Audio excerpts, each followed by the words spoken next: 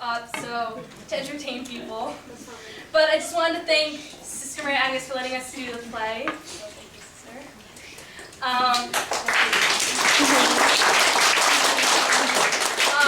Sister Mary Frazier for giving up some of her class time to let us do it.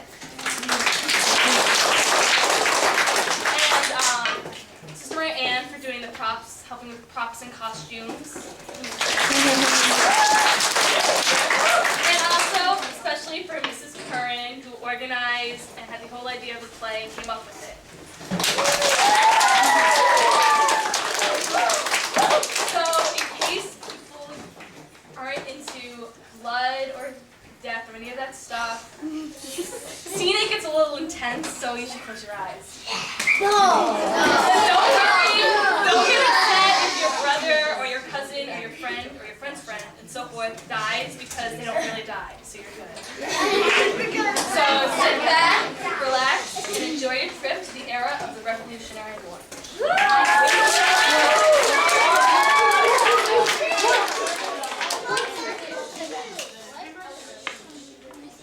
Allie, time for bed. But Grandma! No buts. But I'm not tired. Then how about a nice bedtime story? All right. Dear God, please protect Mommy and Daddy, Grandma and Grandpa, Uncle Ted, Aunt Sally, Peter, Megan, Janie, and Sue, and everyone else but cannot say because I'm taking up too much time. Amen. What kind of story, Grandma? Have you ever heard of the story about Paul Revere? Who's that? He was a famous historical figure during the Revolutionary War.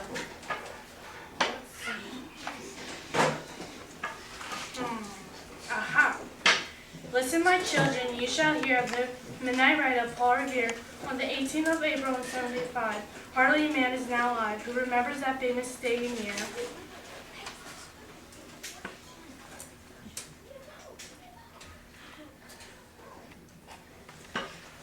Don't worry, Charles. We're almost there. Just a few more to go.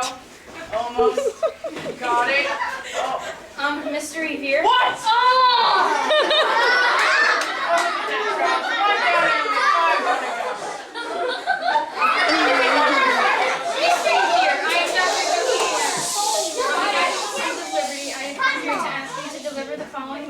Samuel Adams and John Hancock. The British are preparing to attack Lexington. They want to capture Adams and Hancock. Tell them they must be prepared to fight and must move all the weapons to conquer. Every able-bodied man must be prepared to fight. Do you understand? Yes, sir. I understand. Thank you. Oh dear, how will I ever explain this to my wife, Rachel? She'll never let me go. Wait, what about me?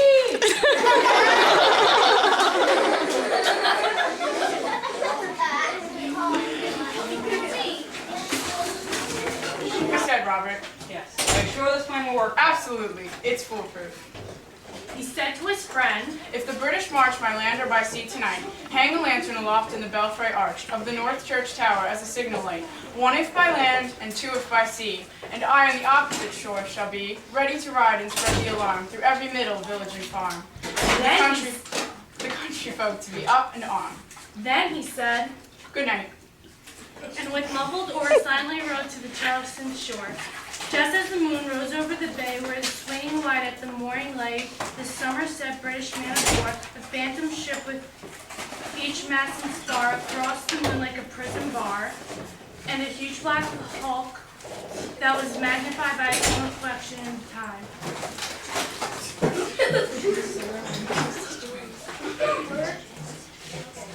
As you can see, the British were stupid. They even forgot to.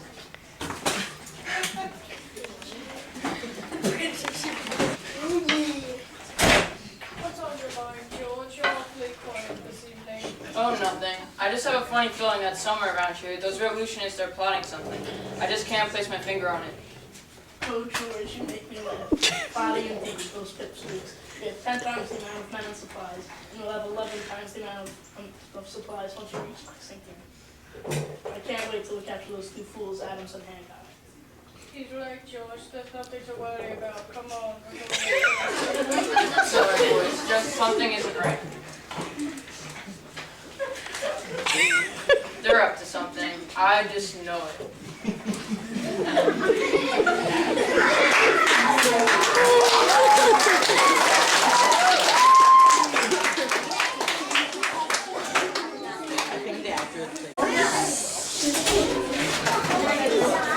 But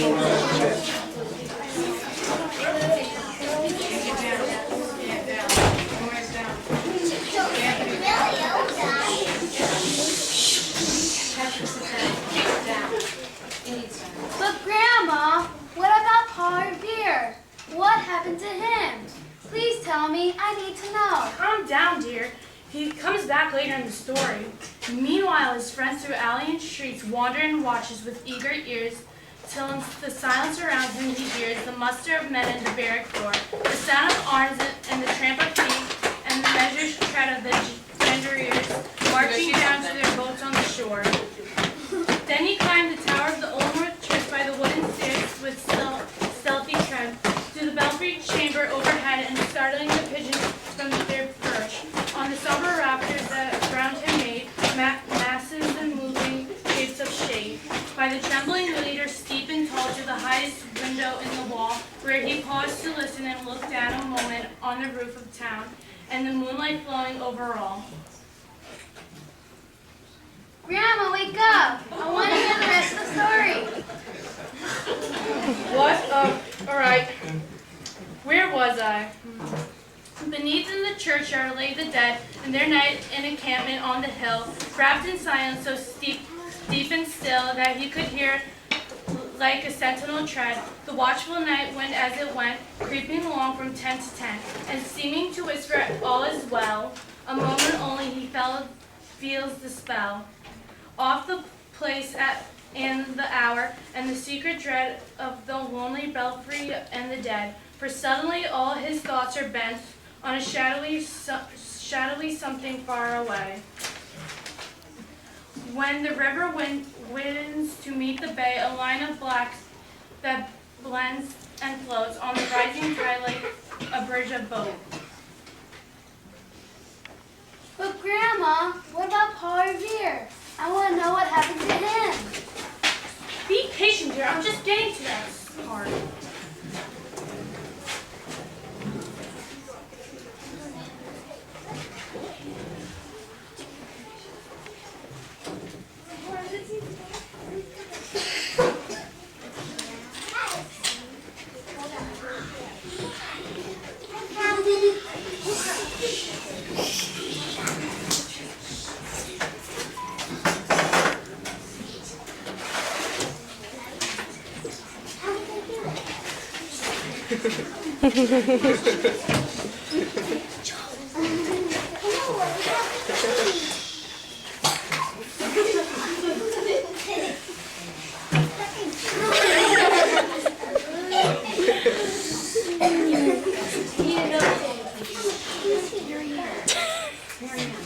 Zooming in.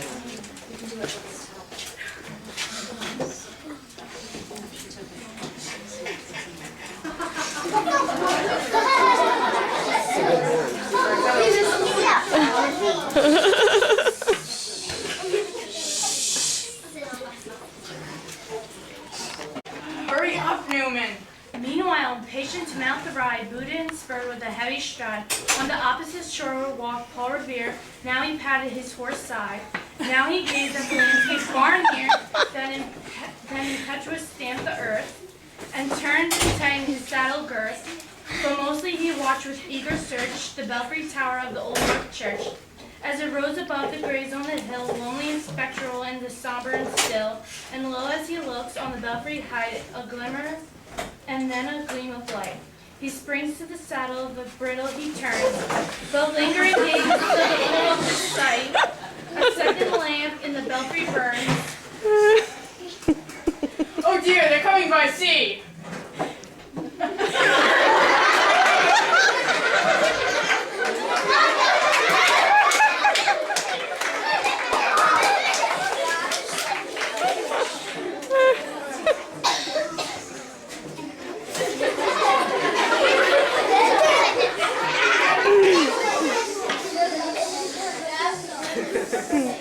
Marshmallow's still alive.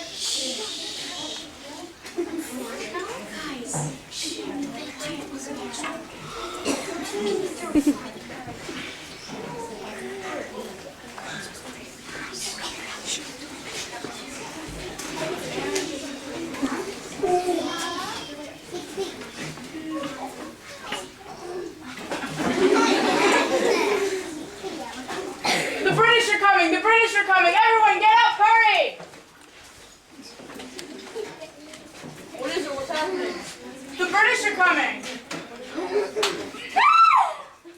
The British are coming!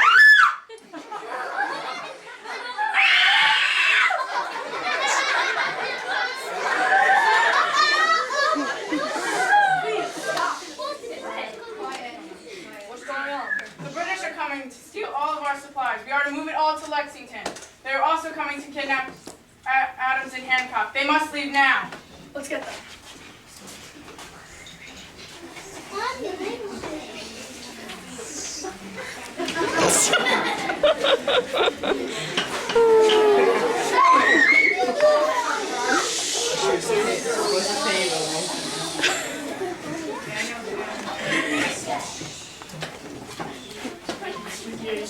We shall leave. Quite right. So the British are coming by sea, are they? They really must be desperate. Quite right. Also, General Washington said that the dentistry performed on him last month was very exceptional.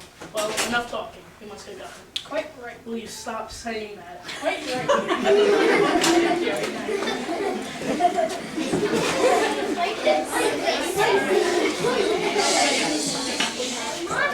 That's all he did? He just rode around shouting like a crazy man? Did he do anything great? Of course that's not all. I'm not finished yet. It was 12 by the village clock when he crossed the bridge into Medford town. He heard the crowing of the cocks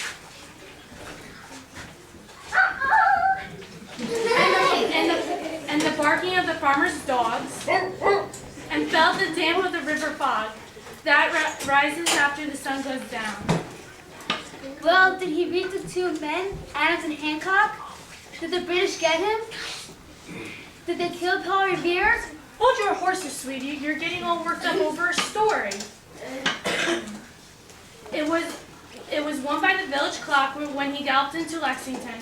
He saw the glided weather clock swim in the moonlight as he passed, and in the meeting house windows, black and bare, gazed at him with a specular glare. It was 2 by the village clock when he came to the bridge in Concord town. He heard the bleating of the flock and the twitter of the birds among the trees, and felt the breath of the morning breeze blowing over the meadows brown. And one was safe in the sleep in his bed, who at the bridge would be first to fall, who that day would be lying dead, pierced by a British musket ball.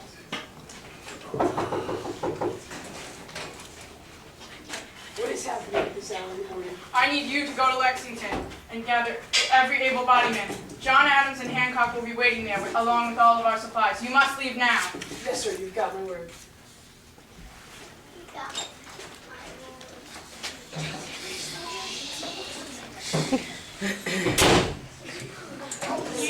You know the rest in the book you have read, how the British regular fired and fled, how the farmers gave them bowl for bowl.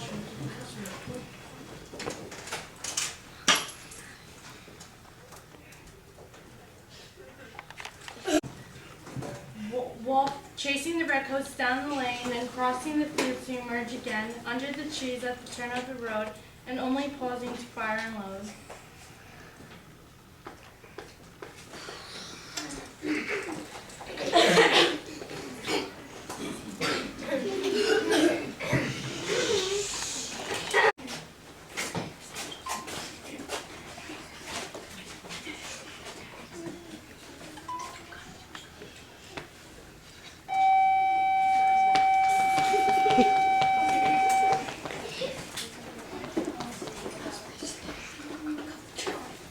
You know the rest in the book you have read, how the British regular fired and fled, how the farmers gave them ball for ball from behind each fence and farm or wall, chasing the redcoats down the lane, then crossing the field to emerge again under the trees at the turn of the road, and only pausing to fire and load.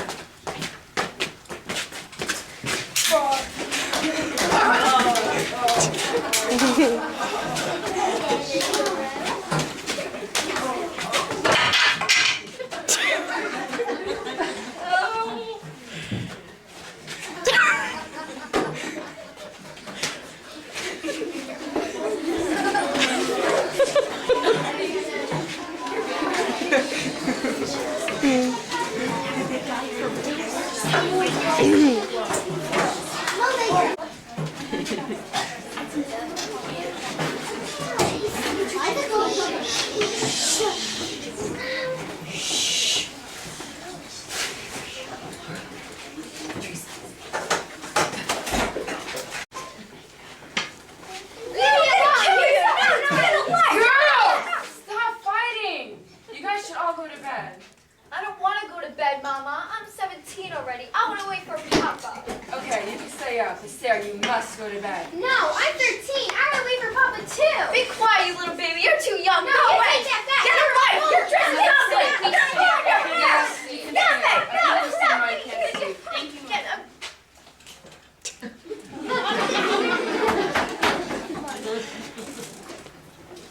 Susan, Peter, how are you? Fine, Rachel. Is Robert here? No, I think they went fishing. What did they do? Fall in the river? I don't know. Rachel, you don't really believe they went fishing, do you? Well, Rachel. no, I don't. Peter, go talk to Paul for a moment. Hi, Paul, or should I call you cheater? We went on a crossing fair and square, and you know it! Cheater! No, let them kill each other. I don't know. So is Paul. Come in, boys, and we'll see you again.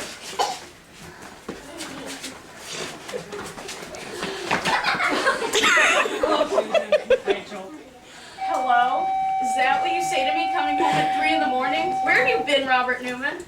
Swimming. No, fishing. Right? Come on, Robert. We're going home, and you better figure out your story before we get there. Come, Peter.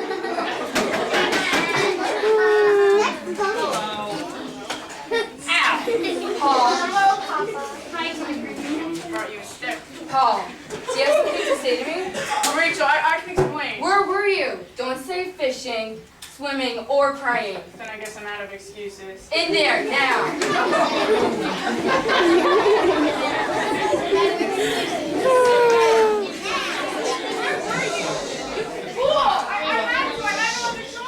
What do you mean you had no choice? Go to your camp with your family? Calm down, Rachel. Don't tell me to calm down.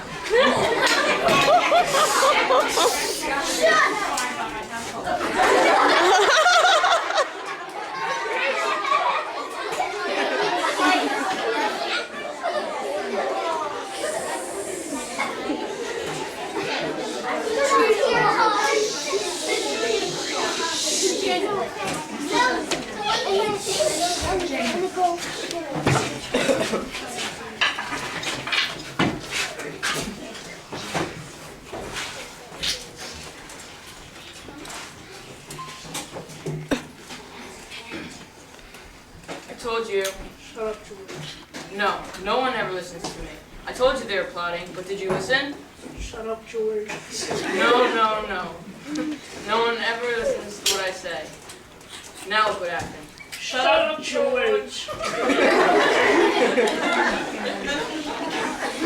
Through the night rode Paul Revere, and so through the night went his cry of alarm to every Middlesex village and farm, a cry of defense and not of fear, a voice in the darkness and knock at the door, and the word that shall echo forevermore, were born on the night wind of the past, through all our history to the last. In the hour of darkness and peril and need, the people will awaken and listen to hear the hurrying hoofbeats of the steed, and the midnight message of Paul Revere. The end. Wow, all I do is pretty great.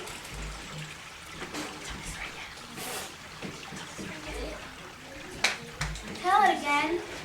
Not now, sweetie. I gotta go home. Good night, Grandma. Good night, Allie. Oh, my back!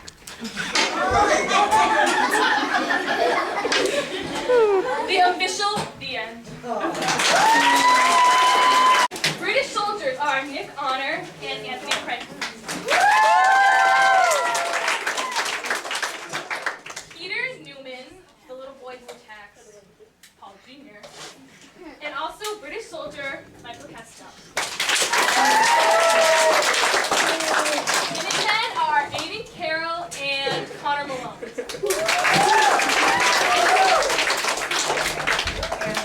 Charles/British soldier/John Hancock, Evan Wilson. I'm going back to say Nick was Samuel Adams.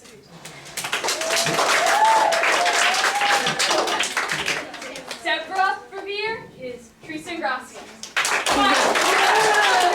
Teresa!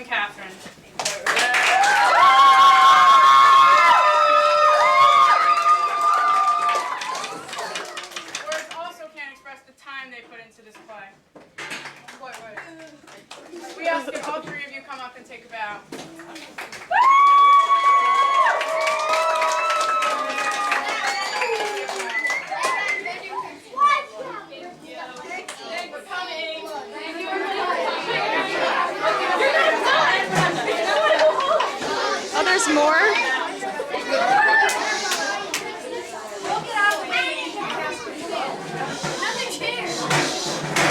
Thank you, Laura, for your time and patience you put into this play, even when it was at your worst. The whole cast can't thank you enough.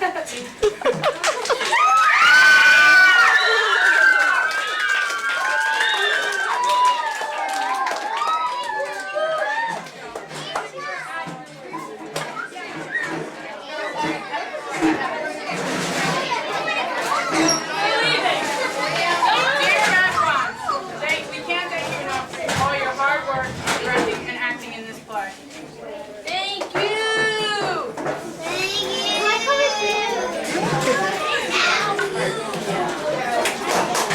Dear Catherine, thank you so much for There's your so many work thank into yous. I adding didn't to think we were this gonna show to make it a winner. It was a great hit.